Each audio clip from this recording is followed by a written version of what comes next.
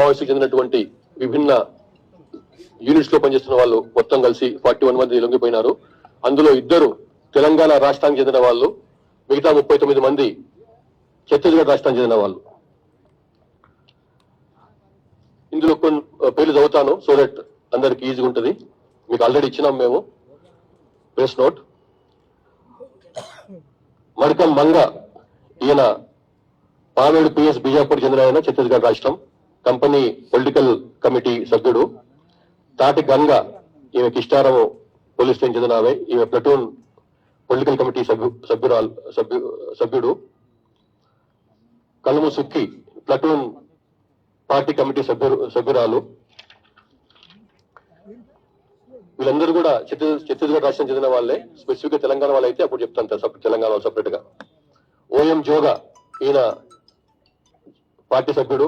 కుంజం దేవ పార్టీ సభ్యుడు. కోవాసి గంగి పార్టీ సభ్యురాలు.